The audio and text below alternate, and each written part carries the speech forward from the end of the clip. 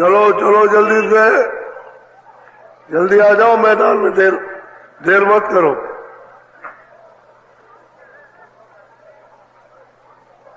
चलो चलो, समय होने वाला।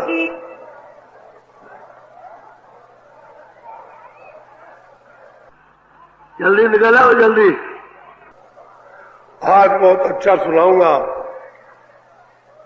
आपकी समझ में आएगा।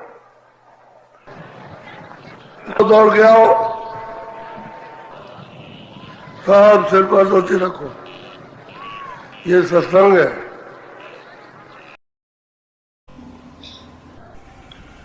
जो नामदान आपको दिया गया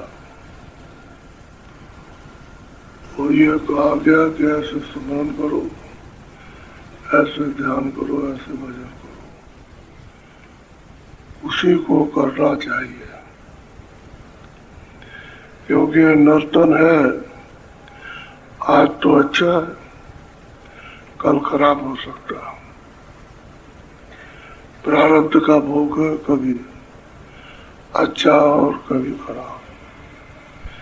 तो उसी अच्छे और खराब में क्रियामान जो काम करते हो, अच्छा बुरा, वो सब लिखा जा रहा, सबका नोट हो रहा, और फिर बाद में इसी की प्रारब्ध बन जाएगी। तो कभी अच्छा कभी बुरा, तो शरीर है, कभी अच्छा तो अच्छे में कर लेना चाहिए। और जब वैसा समय आ जाए ना करने का, तब ना करो तो कोई बात नहीं, क्योंकि वो समय ऐसे ही आया, अच्छे में करना चाहिए।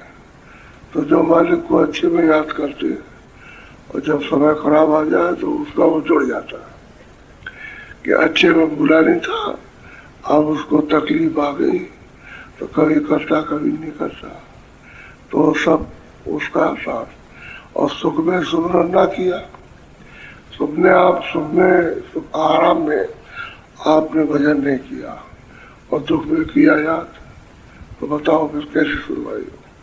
तो सुख में करो, दुख में भूल जाओ तो कोई अच्छा नहीं, लेकिन सुख में तो करो। सुखी में साधन भजन होता, तो जो बताया नामदार उसका सही सही सुमरन, अलग अलग नामों का, उसका नाम लिया, रूप को याद किया। और जब नाम लोग रूप को याद करोगे तो स्थान याद रखो, फिर ये भजन में ध्यान में आपके ये काम आएंगे।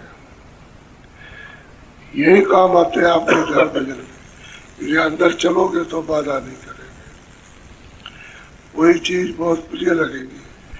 और जब तुम कुछ नहीं करोगे, वही चीज अप्रिय।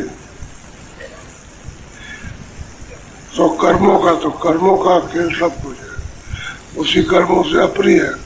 कर्म तो डालो तो प्रिय हो जाए।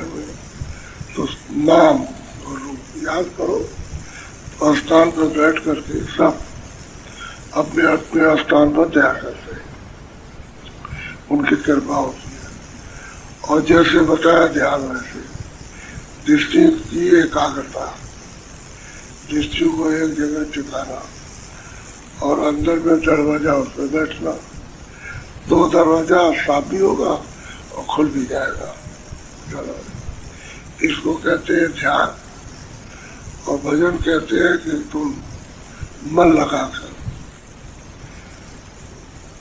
बुद्धि और चित्त को दरवाजे पर रोक कर कानों के साथ, और ऊंचा ध्यान दे करके एक टक कानों से सुनो, तो उधर से आवाज सुनाई देती है। इसको दिया हुआ कहते हैं नाम। यह धन है जो आपको मिला। अब इसी को आपको सही सही रूप में करना। लोग इसको नहीं समझ पाते, वो समझ नहीं पाते भाई पांच नाम का कैसे सुमरण होगा। तो जिनको भेद मालूम हो जाता वो करने लगते, जिनको पता नहीं वो बेचारे क्या करें, उनको तो मालूम ही नहीं है। और नर्तन है, ये दुर्लभ आपको मिला, ये बात तो सही है और सत्य है, ये बार बार दोबारा नहीं मिलता। ऐसा लोग आम लोग ऐसा सोचते हैं कि मैंने मनुष्य शरीर पाया तो मिल जाएगा। मुसलमान भी यही सोचते हैं, ईसाई भी, हिंदू भी यही सोचते हैं, लेकिन मिलता नहीं है। सही बात यह है, उधर देखने से पता चलता है नहीं मिलता, और न देखने से ये समझते हो मिल जाएगा। तो हम नर्सरी में आए तो नर्सरी में लगा, तो वो जो है जिनको सजा मिली है वो अपने काट चुके हैं, फिर इसमें आ जाए। सजा को काटा के मस्तर में आए और फिर कर्म किया तो फिर सजा मिल जाएगी। ये है उलट पलट इसी को समझना और इसी की सफाई कर देना, क्योंकि वो चीज जमा नहीं होने देना जिससे कि जन्म और मरण अब जाए और आए, वो नहीं। तो वो कर्म है। कर्म जब घाट पे बैठोगे तो पूरी सफाई होती है। पूरा पहले जो कुछ भी साधन करते थे भजन, उनको कुछ नहीं मालूम होता, अब उनको मालूम होने लगा। आँख से भी मालूम होता है कि आँख है, और कान से भी मालूम होता है कि कान है, जो अंदर से सुनते हैं, अंदर से देखते। तो धीरे धीरे जब सफाई होती है तो होने लगता है। इतने लोग आते हैं और करने की जब तैयारी करते हैं तो जिसमें कुछ पास भी कर लिया कि भाई ऐसी लोग है, वो चाहते हैं कि अच्छा भाई तुम भर्ती रहो, पढ़ा लिखा जाता आपकी इम्तहान दे देना। तो दोबारा फिर करते करते करते तो तीसरे दर्जे के रहते हैं, कुछ कभी करते कभी नहीं करते। अच्छा लगे रहो सत्संग में और लगे रहो, तो धीरे धीरे एक दूसरे को देखते करने लगते, तो फिर वो भी ठीक हो जाते। बहरहाल ये जो पीछे रह जाए कमजोर, वो भी ताकतवर हो जाता है। महात्माओं की कोशिश रहती है कि सबको ताकत, क्योंकि उनका तो सबके साथ प्यार है, वो तो सब जीवात्माओं को चाहते। ये तो जो है विकार, वो चारों तरफ से घेर के आपको पटकते रहते हैं, और महात्मा चाहते हैं कि विकारों से निकल आए। तो विकारों से निकलने की युक्ति तो घाट है। घाट में बैठो और शब्द को पकड़ो, आवाज सुनो तो विकार दूर हो जाए, विकार छट जाएंगे। जैसे पतझड़ होता है, जब समय आता है तो पतझड़ होता है, पेड़ से पत्ते गिरने लगते, कुछ नहीं रहता, बिल्कुल एकदम से पेड़ साफ हो जाता है, नई नई खोपड़े उसमें से निकलती है। ठीक यही दशा मनुष्य की है कि बाहर के जितने भी हैं पहले के, इनको सबको विकारों को जान तो नई खोपड़े निकल आएंगी। वो क्या है? शील, क्षमा, संतोष, विनय, विवेक। विवेक भी होगा, विनय भी होगी, संतोष भी होगा, धीरज, सब्र भी होगा, सब कुछ गुण आ जाएंगे उसमें। और ये विकार नहीं जाते हैं तो एक भी गुण नहीं आता। अच्छा, ये गुण शील, क्षमा, संतोष, विनय, विवेक, ये सूरत का साथ देते। वैसे ये सूरत की ये सखियां हैं जो साथ देने लगती है। लेकिन ये विकार जो आपने घर में बसा रखे, काम है, क्रोध है, लोभ है, वो आशा, तृष्णा, ये सब है इनका। अब वो जब तक निकलेगा तब तक ये काम नहीं करे। ये है, इनमें उनमें हो जाता है। तो महात्मा महापुरुष युक्ति से इनको क्षय कर देते हैं, इनको मूर्छित करते हैं। मूर्छित तो अंदर का जब नशा पीने को मिलेगा तो ये अपने आप मूर्छित हो जाए। सुधा विश्व भाई दो दल माई और जिये बहाल कपि निश्चर लाए। यही कपि निश्चर, काम, क्रोध, लोभ, मोह, ये है। तो कहते हैं जब उस अमृत की वर्षा होती है तो ये मूर्छित हो जाते हैं, कभी गिर जाते हैं, फिर काम नहीं कर पाते। और शील, क्षमा, संतोष, विरज में उदय हो जाएगा। अब इनके उदय होना भाई समझ लो कि चलना है, हर वक्त फिर सवाल होती रहती। और जब तक ये नहीं आते तब तक ये बहुत तरह से जोड़ा जाता है कि भाई कुछ कर लो, कुछ करो। नहीं तो ये सब बसे रहते हैं जगह जगह पर। परख और पहचान है, इनको परखो, पहचानो। क्रोध आ जाए तो ये सोचो कि हम किसके लिए क्रोध करते हैं, किसके लिए किया, यानी किस कारण से किया। अगर सत्य उसके अंदर में है तो परिचय हो जाएगा, और असत्य प्रवेश हो गया तो बुद्धि नष्ट हो जाएगी। तो ये है, जब क्रोध आए तो सोचे हम उसको शिक्षा दे रहे हैं, सही रास्ता बता रहे हैं। माँ बच्चे से क्रोध करती है तो सही बताते हो, उसका प्यार है। ऐसे ही महापुरुषों का, मैं उनके साथ प्यार रहता हूँ, क्यों नाराज होते हैं, तुमको क्यों ताड़ना देते कि भाई ये काम मत करना, वैसे उनके साथ प्यार है। तो क्रोध जब आ जाए तो ये हमेशा ये सोच रहे क्यों, और क्यों वाली बात भूल जाओगे तो फिर आपका चला जाएगा, बुद्धि काम नहीं करेगी, तो काम हो जाएगा। ऐसे ही काम कि भाई काम किस लिए, लोभ किस लिए, मोह किस लिए, अहंकार किसके लिए। आप बुद्धि काम करने लगे तो इन सब के ऊपर छा जाए और बुद्धि निमल हो जाएगी, अल्प बुद्धि हो जाएगी, विवेक नहीं रहेगा तो कहीं कुछ नहीं करेगा। तो यही सब घेरे फिरेंगे, एक के दूसरा एक उसको धर पटकता रहता है। चित्त ने कभी मन को दे लिया, कहो तुम संकल्प विकल्प करो, और मन ने चित्त ने बुद्धि को घेरा कि तुम निश्चय करो, तब तक उधर से अहंकार कुछ जगह किसी का और दीवार लगा दी तो बस सब नष्ट हो गया, अंधेरा हो गया, न उसको ज्ञान कहना ज्ञान कुछ नहीं। ये होता है सब। तो मतलब ये कि एक के दूसरे एक दुश्मन है, एक को एक दूसरे पर रखते लड़ते रहते हैं, और सब काम सूरत के जीवात्मा के साथ, क्योंकि चारों तरफ सूरत के बैठे हुए और चारों तरफ ये कबड्डी खेलते रहते सूरत की ताकत से, और सूरत यहाँ से निकल जाए तो ये कोई नहीं कर सकते, न काम करे, न क्रोध करे, न लोभ करे, न मोह करे, उसके साथ ही। असली चीज तो ये है, इसलिए भजन हर रोज करना चाहिए, क्योंकि यही आपके काम आएगा। और सत्संग तो जरूरी है, क्योंकि सत्संग नहीं तो आपको यानी आगे रुचि पैदा की और आगे को बढ़ाया, उसका भेद तो सत्संग से मिलेगा।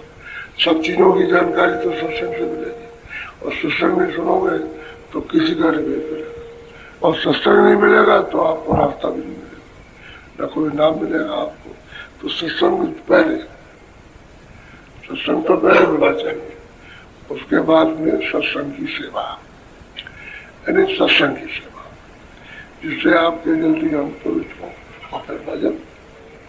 ये तीनों चीजें मुख्य है, और इसको लोग नहीं समझ पाते तो बस रह जाते पीछे, हम क्या करें, वो करते हम नहीं करेंगे, उसमें कुछ नहीं, सत्संग सेवा हो जाए, ये तीनों चीजें आगे बढ़ने की, क्योंकि सेवा से दमन होता है, बिल्कुल समानता होती है, सब में सब भाव, सबके साथ प्यार सेवा भाव रहता है। और जब संभाव हो जाएगा तो भजन कर दो, आपका जल्दी मन लग जाएगा, क्योंकि वहां मन भागे दौड़े करते, और जब भजन करने लगेगा तो फिर मतलब अंतःकरण और सूरत साफ, तो फिर घाट खुल जाएगा। सीधा एक के साथ एक के साथ एक बीच में छोड़ दो तो आपके लिए बाधा करेगी, एक के साथ सब लीजिए और चलते चलिए सब काम। इसी तरह से ये सब चीजें साधन के वक्त में सब समझ में आती है। वो तो गुरु महाराज बहुत समझाते और उसके बाद साधन फिर समझा लेते, साधन का अनुभव हो जाता, क्योंकि करने का अनुभव होना जरूरी है कि भाई साधन कैसे होता है, कभी किया कभी नहीं किया, कभी हुआ क्यों नहीं हुआ, आज क्या कमी रह गई, तो अपने को ये पता लगता है कि हमारा मन बुद्धि या हमारा चित्त किस काम में लग गया।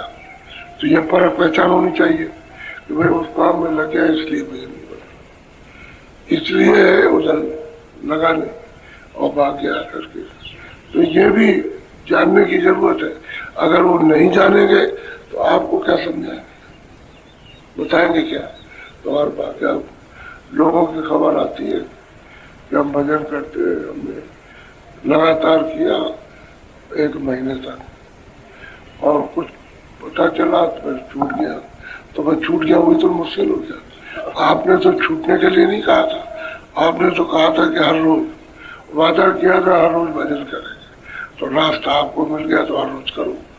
जब रास्ता न मिले तब तो आप कह सकते हो भाई हमको रास्ता नहीं मिला इसलिए हमको पता नहीं था। जब रास्ता सच्चा मिल गया तो रोज करो, और सच्चे रास्ते पर बैठ करके करोगे तो हमें सच्ची चीज मिलेगी। और ये जहाँ बैठे हो समझ सकते हैं, ये जितना भी है जहाँ बैठे हो समझ सकते हैं, सबका सब, इसमें कोई सत्य नहीं है। अब ये चूंकि असत्य में आप हो इसलिए इस क्रिया को उसलिए कर रहे हो कि उससे यानी अपनी व्यवस्था न बिगड़े, इसकी वजह से, ताकि अपना काम होता चले भजन भी हो जाए, शरीर का काम भी होता चले भजन भी हो जाए। ये शरीर को ढकते ही चले, इसकी मलहम पट्टी भी करते चले।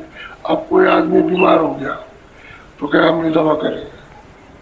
नहीं, दवा तो करना है, क्योंकि दवा पंच भौतिक शरीर है तो दवा भी तो पांचों तत्वों की है। कुछ जल की दवा है, कुछ अग्नि की है, कुछ वायु की है, कुछ मतलब ये है कि इस तरह से पांचों तत्व होगी। तो वो दवा लेने से जो तत्व है उसमें जो कमी होगी वहां जाके पूरा हो जाएगा तो आप ठीक हो जाओ। अब इन तत्वों को आप नहीं लोगे तो बस एक चीज की कमी हो जाएगी। जब कमी हो जाएगी तो आपका वो शरीर छीन होने लगेगा। इसलिए दवा करना। तन ढकना क्यों जरूरी है? वही ठंडी लग जाएगी तो गड़बड़ हो जाएगा। शीत लग गई तो आप मतलब ठंडे हो जाओगे तो तन ढक लो। खाना इसलिए जरूरी है कि इसको अगर नहीं चलोगे तो इसी पर आधारित है तो ये जीवित रहेगा। जिसका जो भोजन है यानी जो जिसकी चीज है उसे दे दो आप, उतना ही खाओ और बाकी अंदर से चलो, अंदर का रास्ता। तो व्यवस्था नहीं बिगड़ेगी और आप कहोगे नहीं तो व्यवस्था बिगड़ जाएगी। व्यवस्था बिगड़ी तो फिर आप कुछ नहीं कर पाओगे। इसलिए ये बात आपको समझाई जाती है कि भाई गुरु ने जो दिया है आपको धन, यह 5 नाम का ये सुरतों का धन है, इसको दिया है, उसका भजन मुख्य बात है। अरे भाई वो तो उसका भजन कराता है, वो कोई अपना भजन नहीं कराता। वो तो ये कहता है कि हमारा और तुम्हारा दोनों का प्रेम हो जाए, हम तुमसे प्रेम करें तो हमसे करो। और फिर कहता है कि इसके बीच में क्या, दरवाजे में बैठ के उससे मिलो। अगर हमारा तुम्हारा प्रेम नहीं होगा तो दरवाजे पर नहीं बैठ सकते और फिर उससे मिल ही सकते। मिलाप कराने वाला तो वो है जिससे प्रेम करोगे वो आपसे प्रेम करो, उससे मिलाप, उसके द्वारा मिलाप हो जाएगा। बस इतना तो काम करना, तो ये तो करना ही पड़ेगा। अब आप तमाम दुनिया से मिलते हो, किसके लिए? अपने काम के लिए। तो ये तो सबसे बड़ा काम है, अपनी जीवात्मा को जगाना और नाम सत्ता के साथ में मिलना। जिसे सबसे बड़ा काम तो जो मिला हुआ वो ये काम कर देगा तो उससे प्रेम करो, आपसे प्रेम। वो ये नहीं कहते तुम ही प्रेम करो, नहीं, वो आपसे ज्यादा वो प्रेम करता है। आप उतना प्रेम नहीं कर सकते हो जितना वो चाहता है, इसलिए प्रेम करो उससे, वो आपसे प्रेम, तो पहले से तैयार प्रेम कर रहे। लेकिन तुम मुड़ जाते हो, अपने को बदल जाते हो, हम नहीं रह सकते। इसलिए प्रेम करोगे तुमको अंदर की जो धन संपत्ति है वो तुमको मिलेगी अंदर। और उस धन संपत्ति के पाने के बाद ये क्या चीज? ये तो कुछ भी नहीं, ये तो एक तरह का मतलब मलमूत्र है जिसको कोई आदमी देखता भी नहीं, उसको निकाल दिया तो निकाल दिया। ऐसे ये सब चीजें और खाने में पड़े हुए, बदबू है तो बदबू ले रहे हो, शरीर कोड़ी हो गया तो कोड़ी में भोग रहे हो। अब क्या करोगे? कोड़ भी तो हो जाता है, शरीर तरह तरह का कोड़ होता है, तो उसको तो इसलिए व्यवस्था अपनी अपनी सब बदस्तूर वैसे रखो, लेकिन लगाओ नहीं, उतने लगाव रखो जिससे इसका काम चल जाए और बाकी निकल चलो। और तुमने अपना काम छोड़ दिया, इसी का लगाव रखा है कि यही सब कुछ है और ये सब कुछ, तो फिर डूब जाओ, फिर नर्सरी नहीं मिलेगा। बोलो। गुरु मेरे जान परान, शब्द का दीन नादाना। कहते हैं कि भाई गुरु क्या है जिन्होंने मार्ग बताया, जो सत्य से जोड़ते हैं, कहते हैं मेरे प्राण है, मैं उनके बगैर जीवित नहीं रह सकता हूँ। और वो कहते हैं कि मैं प्रभु के बगैर जीवित नहीं रहता। वो कहते हैं मैं प्रभु के बगैर नहीं रह सकता, और प्रभु कहता है कि मैं मेरा आधार मेरे ही हुए, नहीं तो मैं यहाँ खत्म हो जाऊंगा। तो मेरा आधार ही हुए है, सही बात है। यानी गुरु की महिमा सनातन से चली है, लेकिन किस गुरु की महिमा है? ज्ञान, अंधकार गुरु की नहीं, अंधे गुरु की नहीं, बहरे की, ज्ञान गुरु की, जो सुजागा हो, जो देखता हो सुनता हो, उस गुरु की महिमा सनातन से आ रही। अब यह है कि उसका उपयोग न लोग करा सके और न कर सके, वो बात तो अलग है, क्योंकि जो जानता होगा वो तो उपयोग कराएगा, और जो नहीं जानता हो अपने को भी कुछ नहीं कर सकता, आपका भी कुछ नहीं करेगा। आपको अपने को रास्ता जानता है, इसलिए फिर ये बीच में अभाव आ गया। जब अज्ञान का अभाव आया तो सत्य से मिला तो छोड़ दिया, असत्य का साथ कर लिया, बस। अब उसकी खोज तो आप करते नहीं, इसलिए महापुरुषों ने कहा भाई खोज करो। तो गुरु तो मेरे प्राण है, मैं उनके बगैर जीवित नहीं। प्रेमी कहता है कि मैं गुरु के बगैर जीवित नहीं रह सकता। ये नहीं कहा कि मैं ब्रह्म के बगैर, मैं मतलब ईश्वर के बगैर मैं जीवित रहता हूँ। गुरु मेरे आधार है, प्राणों के आधार। तो ये और क्यों ऐसा कि उन्होंने शब्द का दान दिया, नाम का दान दिया। नाम सबसे बड़ी चीज है, उसका उन्होंने दान दिया, इसलिए वो मेरे हैं और मैं उनका हूँ। बोलो। शब्द मेरा आधार, शब्द का मर्म पीछा। वो कहती है सूरत के भाई शब्द तो मेरा आधार है, क्यों मैं शब्द ही से उतर के आई और शब्द छूट गया। अब गुरु ने ऐसी कृपा दया की कि उन्होंने शब्द से जोड़ दिया। मेरा वही आधार जाने का, घर जाने का शब्द ही, उसी को नाम कहते, उसी को साउंड कहते, और उसी को बाजा कहते, उसी को बेजबाड़ी, वही आधार है।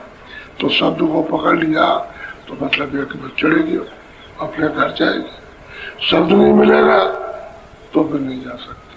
तो शब्द उसको शब्द का ठिकाना मिलना चाहिए, शब्द की पौड़ी मिलनी चाहिए कि एक सीढ़ी पर पहुंच करके मंजिल पर जाएंगे तो दूसरी मंजिल मिलना चाहिए, और उसमें पहुंचे तो तीसरी का पता हो, उसमें पहुंच गए तो चौथी का मालूम हो, उसमें पहुंच गए तब जा करके जा सकता। और शब्द का अगर मर्म, तो उसका आंतरिक भेद जब तक नहीं मिलता है तब तक नहीं जा सकता।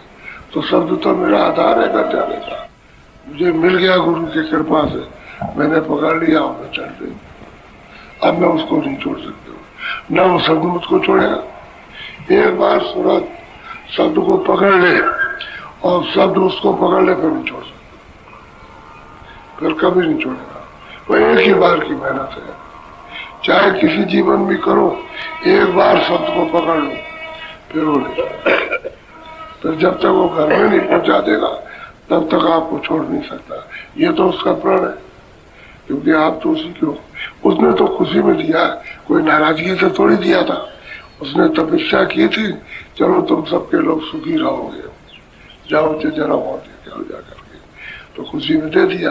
लेकिन वो ले तो आया, तब तो सुख था, किसी तरह का शारीरिक या मानसिक या कोई भी कष्ट नहीं था, न कोई रोग था न दुख था, सब लोग सुखी थे, सब बच्चे और सब लोग सुखी। लाखों वर्ष तक कोई रोग नहीं, कोई किसी की वो पूरी उम्र गुजारते हैं।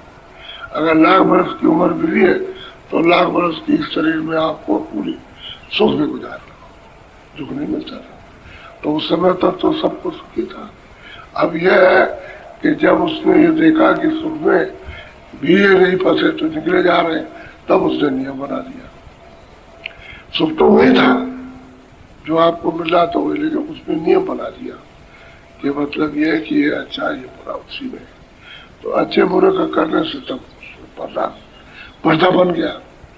जब अच्छा बुरा किया तो तो फिर पर्दा बना तो उसने हमको रोका, दीवार लग गई तो हम शब्द से छूट गए, अलग हो गए। अब हम मारे मारे फिरते और शब्द नहीं मिलता, हमको नाम नहीं मिलता, क्योंकि उसका भेद बताने वाला कोई मिलता नहीं। अब खोजोगे तब तो मिल जाएगा, नहीं खोजते हो तो ऊपर से शब्द इस जवान से तो मिलेगा नहीं, वो तो सूरत का शब्द है। तो चेतन चेतन शब्द को सुनेगा, ये है जड़। तो ये मतलब है जवान जड़ है, बाहर के कान जड़ है, बाहर की आंख जड़ है, ये सब कुछ जड़ी है। अब सूरत चीज है खाली, तो उसमें आंख भी है, कान भी है, नाक भी है। तो वो अगर अपना काम दरवाजे पर बैठ के करे तो पकड़ ले, जब नाम पकड़ ले तो मिल जाने का आधार मिल गया। अब कैसे छूटेगा, फिर नहीं छूटेगा। तो बहुत प्यार से भक्तों को समझाते हैं। अब वो सूरत कहती है कि भाई मुझे तो आधार मिल गया, किसकी कृपा से, गुरु के पास है, क्योंकि असली भेद मिला, नाम का हो मैं जुड़ी। बोलो क्या गुण गाऊं शब्द शब्द कायगम ठिकाना। कहते हैं मैं क्या गुण गाऊं, यदि शब्द दर शब्द का।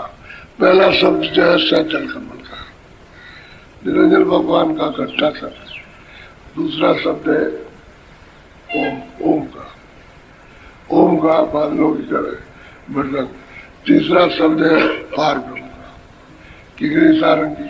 कहते हैं कि मैं शब्द शब्द की, स्थान स्थान की क्या महिमा करूं, क्या वर्णन करूं, क्योंकि वो चीजें तो यहाँ है ही नहीं। यहाँ तो अंधकार ही अंधकार है, जड़ी जड़ है, चेतन इसमें छुपा पड़ा हुआ और सब जड़ी जड़ का नजारा है। तो सब जड़ी में लिपटे हुए, अब चेतन की तरफ कोई जाता नहीं, तो चेतन की तो आगे बंद हो गई, चेतन के कान बंद हो गए, नाक न उधर को सुन सकती है और न उधर देख सकती है, न सुन सकती है।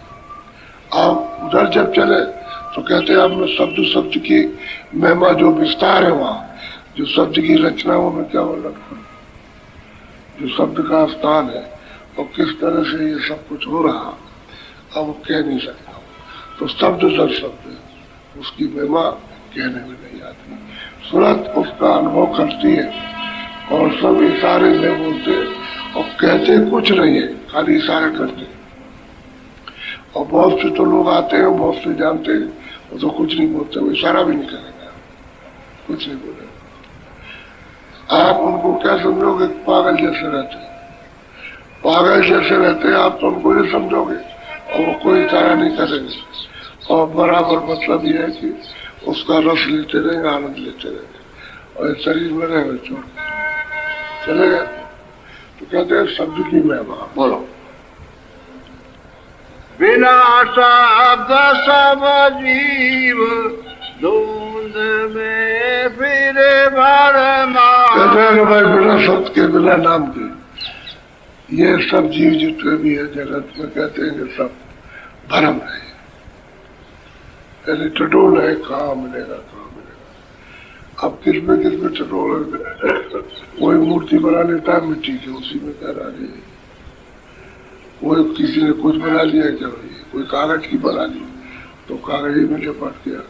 कोई कहता है कि चलो भाई नहीं, जली में कुछ करो तो जल में उठता है। और जगह से भरम रहे और सोच रहे कि भाई कहाँ मिलेगा, किस जगह, किसने कहा पूरा, किसने कहा पश्चिम जाओ, इधर चले जाओ, तो सब जगह भरमते हैं, कहीं मिलता नहीं। अब मुसलमान कहते हैं नहीं तो मक्का में खुदा है, तो और जगह खाली हो गई। अब मक्का में अगर खुदा बैठा हुआ है तो खुदा से और जगह खाली, पूरा खाली है, वहां खुदा नहीं। और दक्षिण उत्तर भी खाली है, वहां खुदा नहीं। तो कहते हैं मक्का ही में, पश्चिम में। तो नानक जी महाराज गए वहां, वो तो पंजाब के थे ही, तो चले गए। तो गए वहां जाकर के, वहां भीड़ लगी थी तो अपना लेट गए। तो इस तरह से उनका मस्जिद थी, काबा था उनका, तो उधर वो करके लेट गया, उत्पैर करके। तो एक मुल्ला आया, उनका कौन है काफिर, लेटे से आंख बंद किया तो उसको पैर पकड़ दिया। है ये बदतमीज, तो ये देखता नहीं कि ये खुदा की लड़की तरफ पैर करके सो रहा। कहले भाई, उन्होंने आंख खोली, कहले भाई तेरा जिधर खुदा ना हो उधर मेरे पैर घुमा दे। तू समझता है कि इधर खुदा नहीं उधर घुमा दे। तो वहां नमाज होती है तो वहां गए, कहले कर लेंगे क्या, कोई इंतजार नहीं करते। पैर खड़े हो गए तो मुल्ला आगे पढ़ाने लगा और सब देखते अरे सबके काम कर रहे हैं। तो ऐसे झुकते, कोई ऐसा करता, कोई ऐसा, कोई नीचे मत्था टेकते, कोई ऐसे। वो चुपचाप खड़े रहे, कुछ नहीं बोले, ऐसे जैसे खड़े वैसे खड़े रहे, देखते रहे। तो उस वक्त पर कोई बोल नहीं सकता। जब नमाज अपनी अदा कर लेंगे तब होगा। तो कह रहे हैं कि आपने मतलब नमाज नहीं पढ़ी। कह रहे भाई मैं क्या करूं, मुल्ला लोग आए, कह रहे मैं क्या करूं, जो आगे पढ़ा रहा था जब वही यहीं पढ़ाने में नहीं था तो मैं क्या करूं, मैं कैसे नमाज पढ़ूं, जब पढ़ाने वाला यहाँ हो तब तो नमाज पढ़े। तो कह रहे ये कहोगे, इसे सब पूछो कि घोड़ी इसके घर में है, बच्चा ब्याने वाला उसकी संभाल कर रहा था। तो उससे पूछा गया कि भाई ये कह रहे बात तो सही, तो कदमों में गिर पड़ा कि हमको माफ कर दिए, हाँ हमारा मन यहाँ नहीं था। तो कह रहे जब नहीं था तो मैं क्या नमाज पढ़ूं, तो पढ़ाने वाला ही यहाँ नहीं था, वो तो वहां घोड़ी के पास था। बच्चा अभी ब्याने वाला है, गिर जाएगा मर जाएगा। ये तो असल में महापुरुषों को कोई मुल्ला हो, पंडित हो, कोई हो नहीं पहचान पाता, उनको पहचान नहीं पाते। वो ऐसे ही समझते हैं जैसे हम हैं, मूर्ख हम हैं, अज्ञानी हम हैं, अंधे हम हैं, ऐसे समझते हैं। तो ये मिट्टी को कहाँ बनाएंगे, और मिट्टी को अगर तो भगवान बनाओ तो ये तो ये बैठी मिट्टी, इसमें तो वो उसका सर्वांश है, इस मरसूलभी मंदिर में, इसमें तो जीवात्मा उसी के अंश है। तो आपने इसकी पूजा क्यों नहीं की, इसी मनुष्य की पूजा करना चाहिए थे। इसमें तो चेतन बैठा हुआ, और मट्टी है जड़, तो जड़ को पूछते हो, चेतन को तो धक्का देते हो, चेतन को मारते हो तो पहुंचाते हो, और मिट्टी की सेवा करते हो तो आपको फल क्या मिलेगा। तो कहते हैं कि सब अंधे हैं, अपना समय भ्रम में, भूल में अपना विचार है, और तब तक खत्म हुआ जाता है। तब तक समय पूरा हुआ, मनसूबी मंदिर से निकाल दीजिए। बोलो। जल पखान पूजत रहे कागज अटकान। कहते भाई कोई जल में कोई कुछ मूर्त बना दी, उसको पूज रहा, कोई किसी को पूज रहा, कोई कहते हैं हर जगह पर अटक रहे। फिर जब उसको कुछ नहीं तो फिर और किसी को उसको छोड़ जाए। हमने अपने सामने देखा, कोई राम की पूजा करता, कह लगे भाई अब तो थक गए, अभी तक पूछते कुछ नहीं हुआ तो हनुमान की पूजा करता। तो हनुमान से भी थक गया तो कह लगे चलो भाई अब वृंदावन चलेंगे, वहाँ तो आया तो मतलब यहाँ कृष्ण पूछना। तो हमने पूछा भाई क्यों ऐसा क्यों किया, तो राम के भक्त थे, हनुमान के हुए, फिर आप कृष्ण के भक्त हो गए। तो और कह रहे क्या करें, जब कुछ पता ही नहीं चलता तो कैसा ठीक से मिल जाएगा। तो सब इसी तरह से हैं, चलो इसको पूछ लें, चलो इसको पूछ लें, इसको। अच्छा सैयद की कब्र मिल गई रास्ते में तो उसी को झुकाएंगे, तो उसी को मत्था टेकेंगे, बहुत एक दो, चलो भाई वहां चले। कहते हैं कि सब पूछते फिरते हैं, और जो देवता बैठा अपने अंदर उसकी पूजा नहीं करते, उसको पूजा बैठे। तो मनुष्य रूपी मंदिर में वो तो देवता बैठा है, तुम घाट पर बैठो और देवता की पूजा करो, देवता मिले, सच्चा देवता। अब इधर बाहर ढूंढते रहते हैं इंद्रियों के घाट पर। तो यहाँ सूरत के घाट पर, सूरत का घाट अलग है, इंद्रियों का घाट अलग है।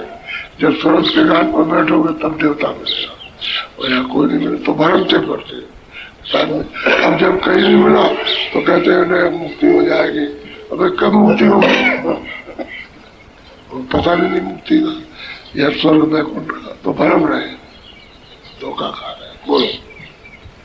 मन मत ठोकर खाई गए 84। अब ये मनमत है, मनमुख है, मनमुख।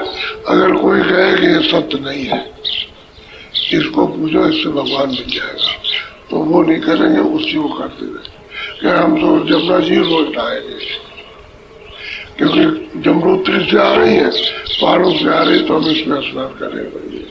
हमारा ये कोई गंगा को कहेगा, गंगोत्री से आ रही, कोई पूछे, कोई इसको पूछे, तो मन मत जो उनकी इच्छा उसको करते, तो ठोकर नहीं मिलेगी। कहेंगे ठोकर खाओगे, कहा चले गए 84, तो फिर नर्सरी को मिला 84 में जब जन्म दे दिया, तो अब भरमते रहो, वहां कोई आराम मिलने वाला, तो जो किया उसको भोगो अच्छी तरह। बोलो। बहु विधि विपता जीव को बिन शब्द सुनाना। जब तक शब्द नहीं मिलेगा तब तक जीव को बहुत बात की विपता है, मुसीबत है। 84 में नरकों में बहुत भोगना पड़ेगा, और शब्द का अगर निशान उसको मिल जाए तो काम हो जाए। अब शब्द भेदी कोई जानने वाला इस मनुष्य मंदिर से कोई शब्द को पकड़ के ऊपर जाना ब्याला मिले तब तो काम बन जाए, अब वो कोई मिलता नहीं। इसलिए जीव क्या करे बेचारा, बहुत विपताओं। अब कर्म भोग करता है, उसे तो कुछ मालूम नहीं कि जो हमने किया वो कैसे साफ माफ कैसे होगा, तो सबकी सजा भोगनी पड़े, क्योंकि वो तो उसने कुछ जाना नहीं। अगर उसको 2 डालता साफ कर देता तो भोग नहीं मिलता, तो भोगने नहीं पड़ता। फिर 84 नरकों में नहीं, तो उसको शब्द का भेद ही नहीं मालूम, कैसे शब्द पूछा। और दरवाजे पर शब्द हो रहा, 24 घंटे घंटा घड़ियाल अखंड बाज रहे हैं। लेकिन अब यह है कि तुम बंद किए बैठे रहो, तो बहरा आदमी बाहर से कुछ बजता रहे, उसे क्या सुनाई देगा बाहर की आवाज। कोई भी चिल्लाता रहे, बुलाता रहे, तो बहरा आदमी क्या सुनेगा। तो बहरे हो गए, मालिक की आवाज, कान बंद हो गए, नहीं सुन पाते हो। दरवाजे बोल रहा और आपको बुला रहा, अरे भाई मेरी आवाज को तू सुन ले, और मेरी आवाज पकड़ करके चला, पकड़ करके चढ़ा मेरे पास, तो मैं तुझे दर्शन दे दूंगा। तो मेरा दर्शन कर लेना, मैं तुझको देखूंगा, तेरा भी दर्शन हो जाएगा।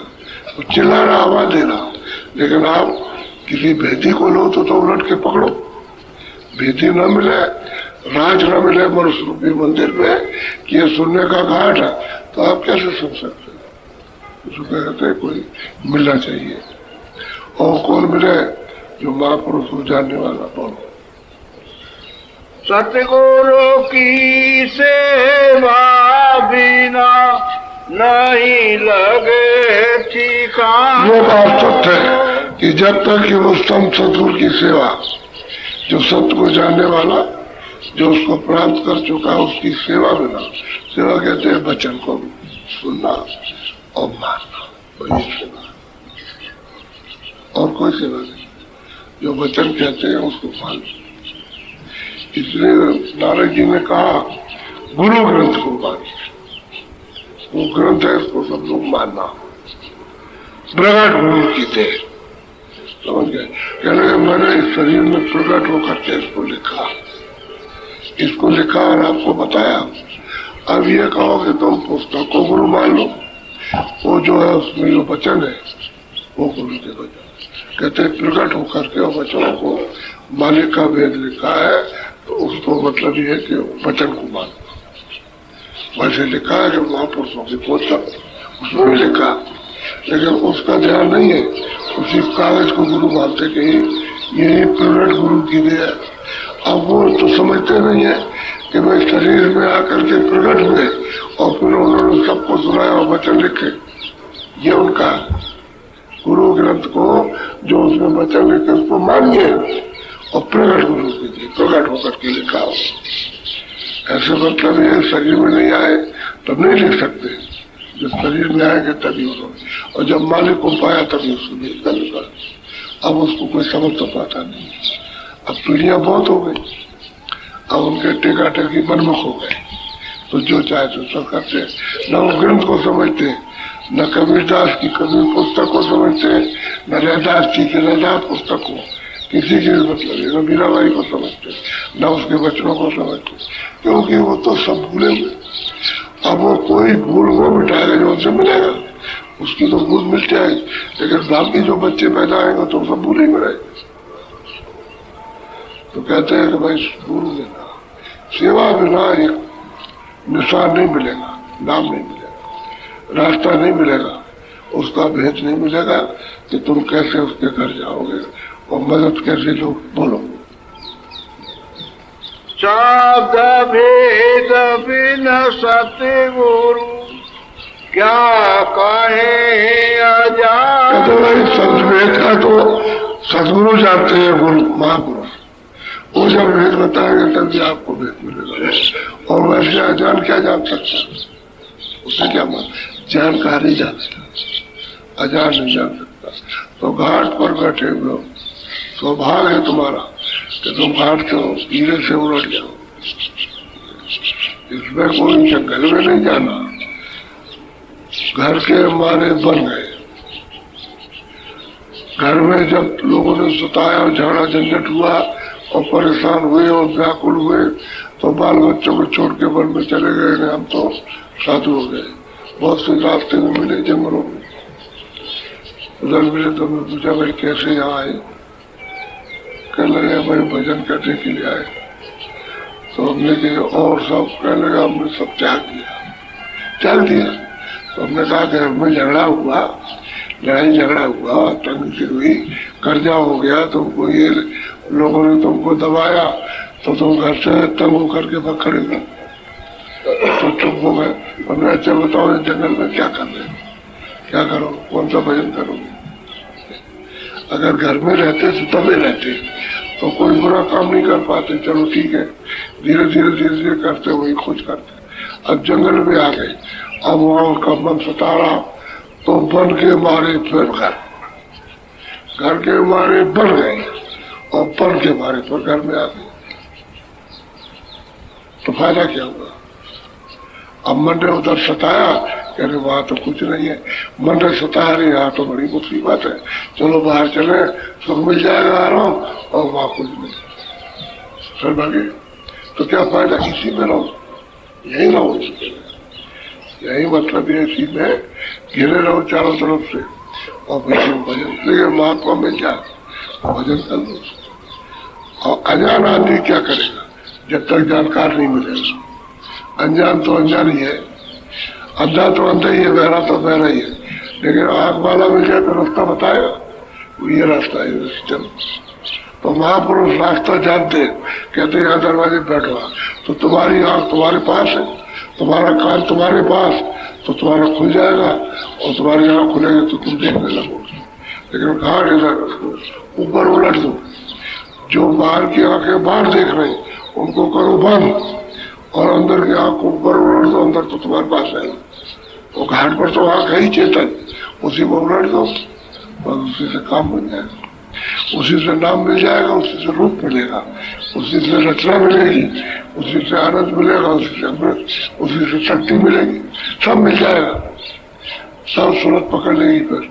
लेकिन भेद ही मिलना चाहिए, जानकार। अनजान तो भरम का मिलेगा और भरम रहेगा। बोलो। मन इंद्री बस में नहीं तो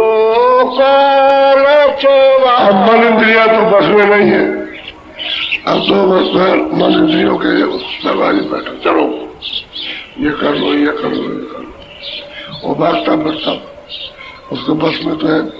तो फिर काल के कर्म जो उसने कर्म क्षेत्र में उतारा, कर्म कर रहे हो, यही उसका कर्जा है, तो फिर आपको चबा जाएगा, पीसता है, तब जीव चिल्लाता है तो अब कौन बचा है।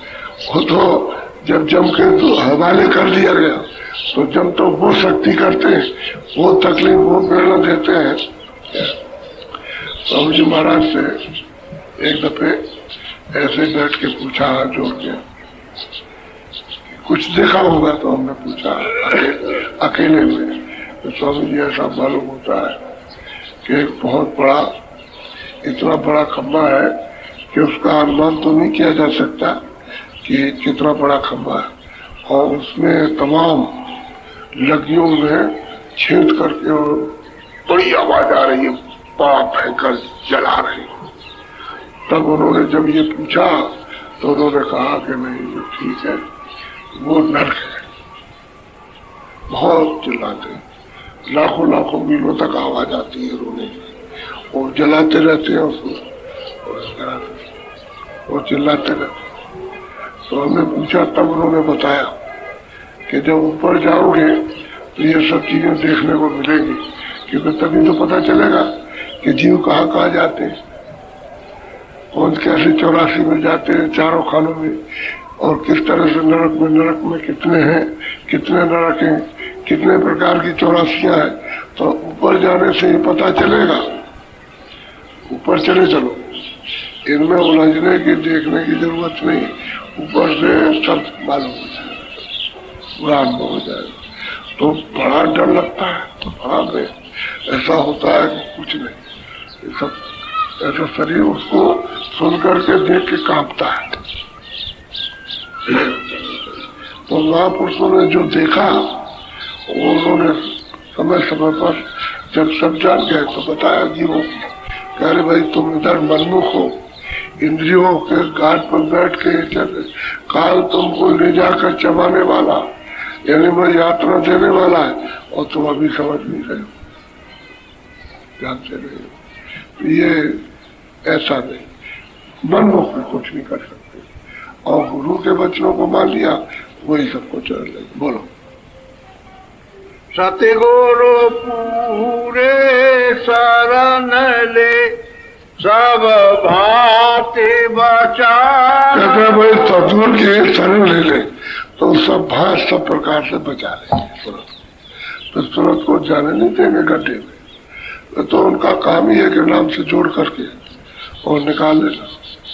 लेकिन अभी पूरा सतगुरु मिले और शरण में तो हो जाओ, अपने आप को बच्चा बन जाओगे, बच्चा उनका बच्चा हो।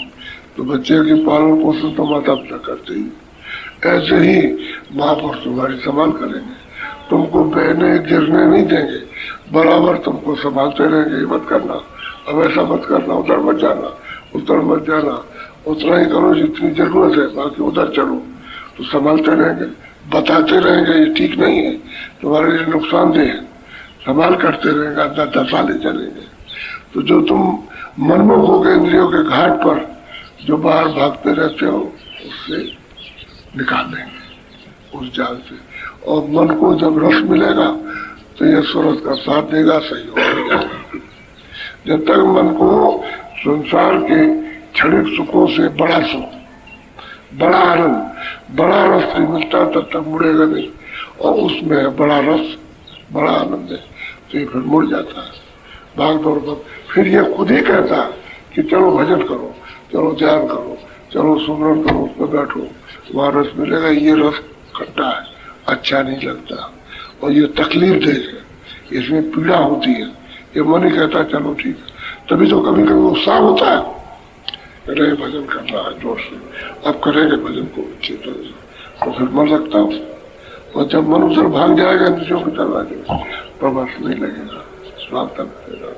तो कहते हैं पूरा शरण जब ले ले तो संभाल लेंगे, और बच्चा बन जाए। दीन को ही कहते हैं बच्चा, जो दीन हो गया वो बच्चा ही बन गया, बच्चा हो गया। सबसे छोटा हो गया, उससे छोटा कुछ हो नहीं सकता। तो बच्चे आप रोज बन जाओ तो संभाल हो जाए। बोलो। मेरे दया छीना में करे दे अगम खजा। कहता है कि मैं दया, उनकी दया की महर हो जाती है, कहते छिन में सबसे छोटे समय का अगम का खजाना, यानी घर में पहुंचने का खजाना तुमको दे दे, वो पहुंचा देंगे। अगर सतगुरु नहीं मिले और आपने उनके वचन का पालन नहीं किया तो फिर आपके लिए सब मिलना चाहिए वहां।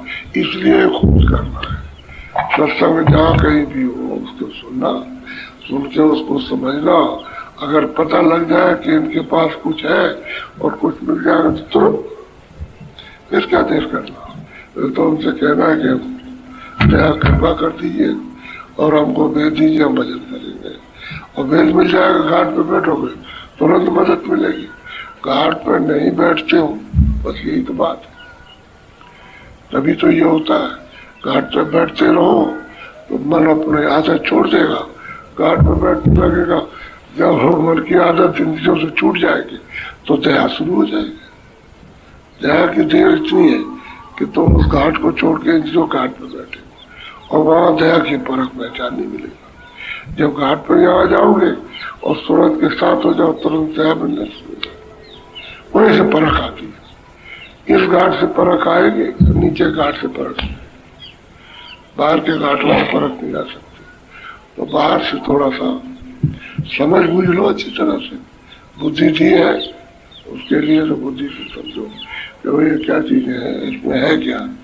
खाते हो कहते हो बहुत रस आया, बड़ा जायका है, लेकिन फिर उसके बाद वैसे फिर गए तो कह रहे वो चीज है तो ये अच्छी है, वो अच्छी तो वो अच्छी, ये अच्छी।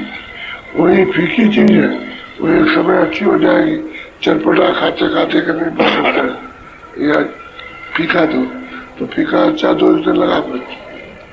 तो इसमें है नहीं है, इसलिए ऐसा होता है। अगर एक चीज है रस मिल जाए तो फिर वो तो रस रहता है, तो उससे मीठा कोई है ही नहीं, तो बार बार वही रस जाएगा। वो रस हमारा सच्चा रस मिलना चाहिए, आनंद का, अस्थाई अस्थाई। और ये क्षणभंगुर है।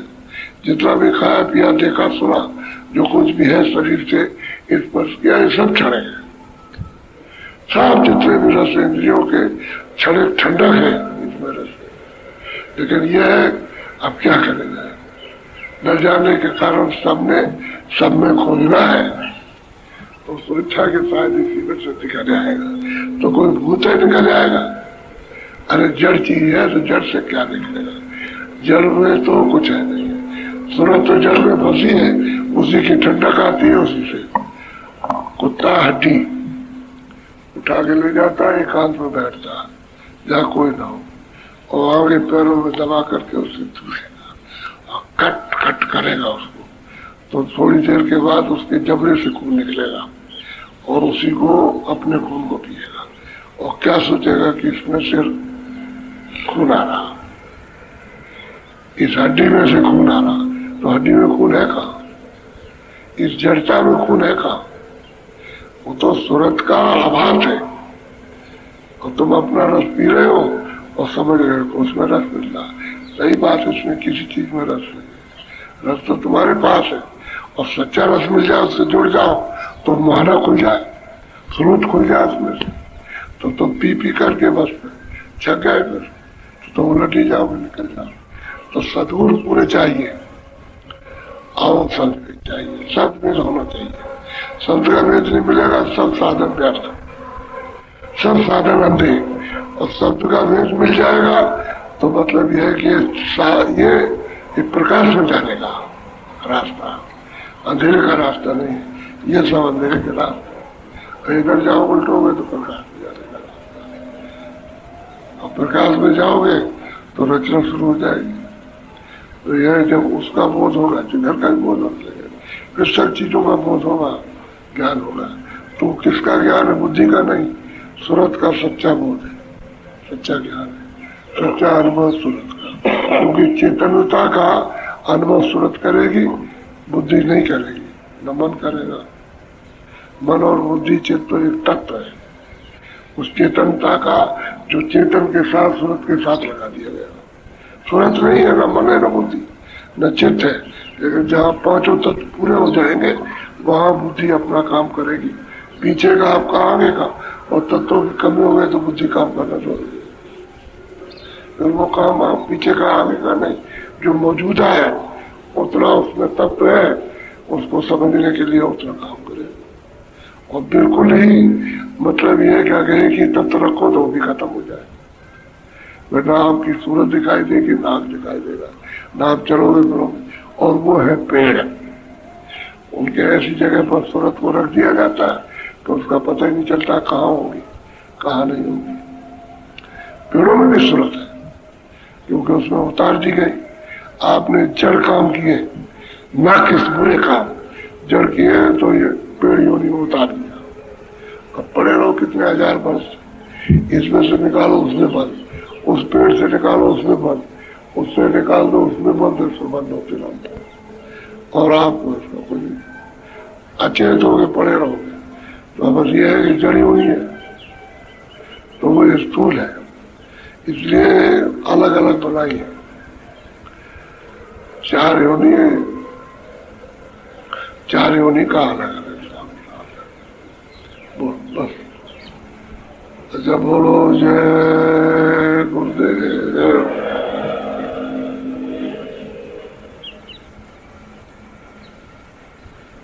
जय गुरुदेव। जय गुरुदेव नाम किसका, जय गुरुदेव नाम किसका।